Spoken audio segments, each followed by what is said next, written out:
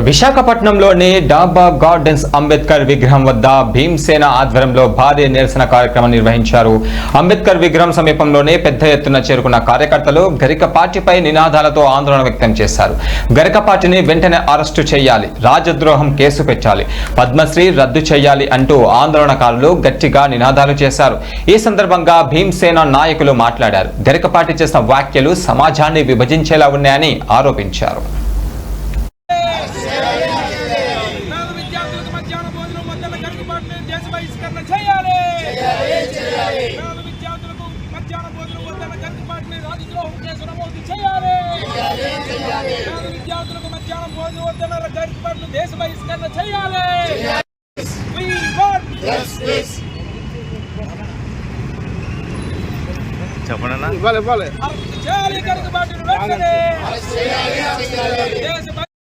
ప్రభుత్వం ఎంతో మంచి ఉద్దేశంతో ప్రభుత్వ పాఠశాలలో చదువుతున్నటువంటి విద్యార్థులకు మధ్యాహ్న భోజనం పెడుతుంది. ఈ మధ్య కాలంలో పోషకాహారం మరింత తక్కువగా ఉందని, ముఖ్యంగా మాంసకృతులు చాలా తక్కువగా ఉన్నాయనే ఉద్దేశంతో వారానికి 5 రోజులు గుడ్డు ఇవ్వడం జరుగుతుంది.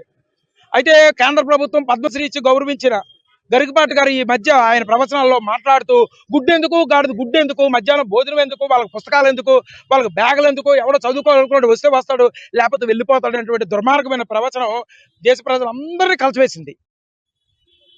వేల సంవత్సరాలుగా ఈ దేశంలో చదువుకుంటే నాలుగు కోసారు, వింటే చెవిలో సీసం పోసారు. మెజారిటీ ప్రజలు చదువుకుంటే వీళ్ళకి ఇష్టం లేదు. ఆ డిఎన్ఏ ఇంకా వాళ్ళ రక్తంలో ఉంది. చాలా ఏదో అనుకోకుండా తెలియకుండా అనేసాడని అంటున్నారు, కానీ కాదు, తప్పది.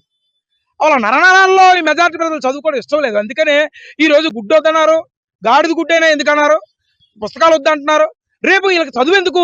వీళ్ళు పాయకాలు కడగడానికి, రోడ్లు కడగడానికి, బట్టలు ఉతకడానికి, కొండలు తయారు చేయడానికి వీళ్ళు పనికొస్తారు కదా. వీళ్ళకి చదువు ఎందుకు అనేటువంటి దుర్మార్గమైన మాటలు కూడా వచ్చే పరిస్థితులు ఉన్నాయి.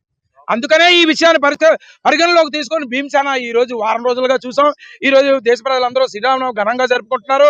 ఆ నేపథ్యంలో మేము శ్రీరామనవములు జరుపుకునే సంతోష వాతావరణం లేవు. మా పిల్లలు చదువు వద్దంటున్నారు, తిండి వద్దంటున్నారు, కనీసం మానవీయ విలువలు వద్దంటున్నారు.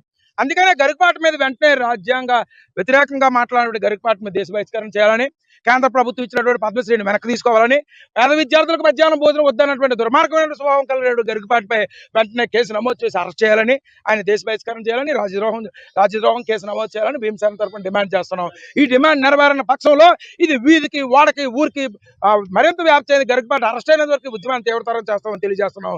అరెస్ట్ చేయాలి గరికపాటిని వెంటనే. ప్రభుత్వం ఎంతో మంచి ఉద్దేశంతో ప్రభుత్వ పాఠశాలలో చదువుతున్నటువంటి విద్యార్థులకు మధ్యాహ్న భోజనం పెడుతుంది.